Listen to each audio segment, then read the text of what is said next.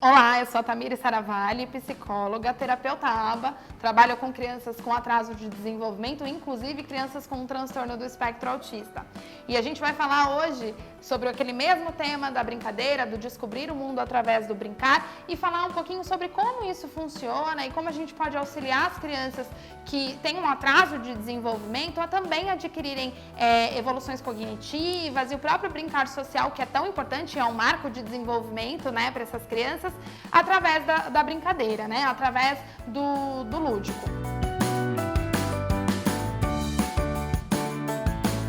Pensando em crianças típicas, né? Aquele termo que a gente ouve muito, o brincar ele acaba sendo muito consequência. Então as crianças vão aprendendo meio que automaticamente a brincar, né? Então ela aprende a buscar objetos, ela aprende a brincar de casinha, porque ela viu alguém brincando de casinha ou porque a mãe ensinou ela a brincar de casinha, e isso acaba sendo muito natural.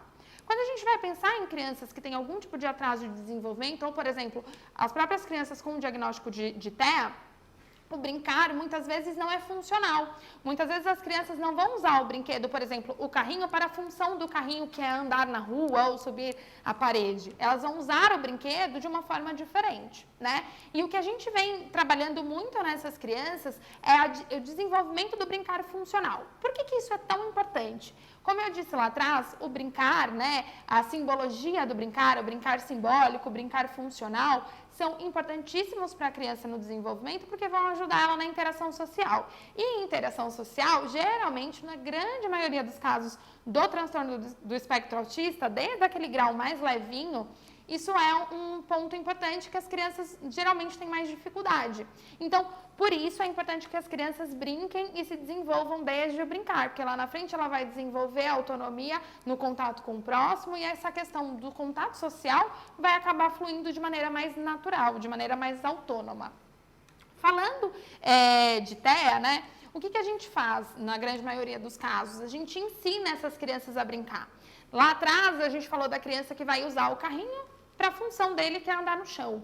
No caso de TEA, muitas vezes a criança vai virar o carrinho para cima e ficar brincando com as rodas, porque aquela é a função que ele deu para o carrinho, o giro da roda, né? Que muitas vezes tem até um cunho sensorial para essa criança, é uma forma dela se acalmar e tudo mais. Mas aqui a gente vai ensinar essa criança a brincar. Então eu vou pegar esse carrinho, pôr no chão e ensinar que a função do carrinho é brincar dessa forma. E pensando nisso, nesse tipo de brincadeira, a gente tem hoje vários produtos que podem nos ajudar, que são, por exemplo, aqueles tapetes que a gente tem em casa, que são os mesmos tapetes que a gente falou lá atrás. Para as crianças com atraso do desenvolvimento, eles também são uma excelente pedida, porque elas vão precisar de ajuda e interação. Então, eu posso sentar com essa criança no chão, num ambiente que não é estruturado, porque vamos pensar, eu não quero aqui, nenhuma proposta é que a casa dos pais seja, por exemplo, uma clínica. Então, o legal é brincar de maneira super aberta, em que a criança possa explorar, que tudo seja uma brincadeira, e o treino vem a partir daí, né, que a gente chama de um treino incidental. Então, eu uso a brincadeira para ensinar habilidades para minha criança.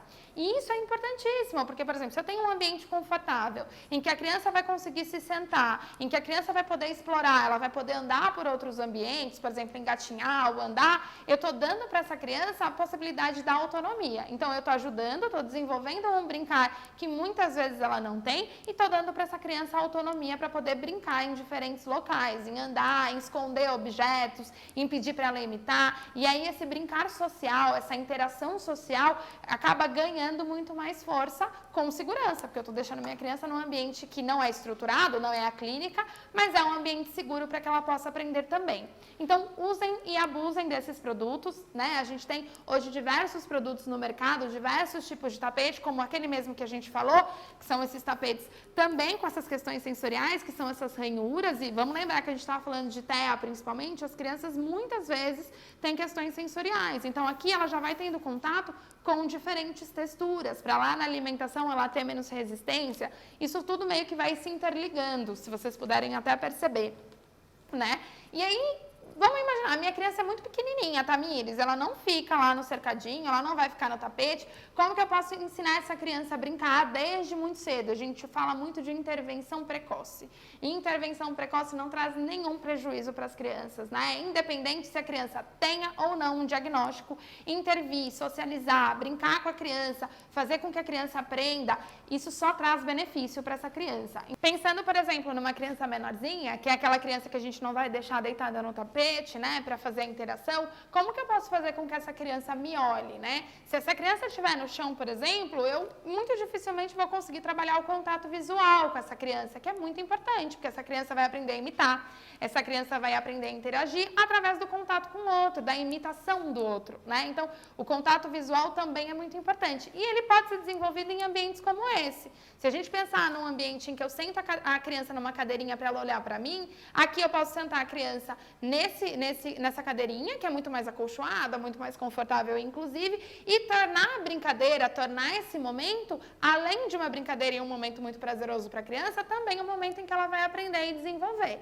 Então, ela vai estar sentadinha, ela vai ter mais contato visual, ela vai conseguir perceber quem é ela através do espelhinho, né? Ela vai ter outros brinquedos, como, por exemplo, o elefantinho, que produz som. Então, eu faço uma alteração no ambiente, o ambiente altera o meu comportamento, e isso mesmo que aprendido nas entrelinhas, né, não dessa maneira muito categórica, é muito bacana, porque, por exemplo, a criança vai aprender, trazendo para um exemplo muito prático do dia, eu vou e aperto o interruptor, então eu produzi uma alteração no ambiente, porque quando eu apertei o interruptor, a luz acendeu, e essa luz também produz alteração no meu comportamento, olha só, deixei de ter medo do escuro, eu não estou mais no escuro, então isso também é importante, é aprendido através da brincadeira.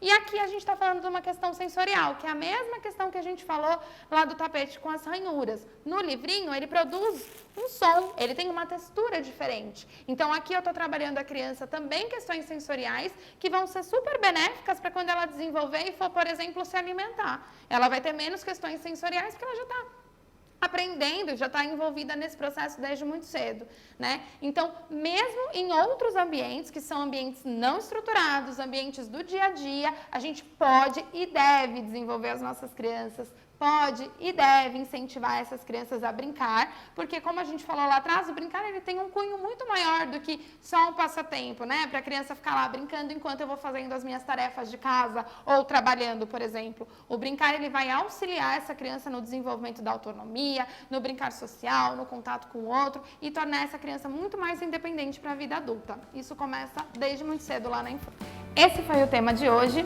e a gente se vê nos próximos episódios. Até lá. Tchau, tchau.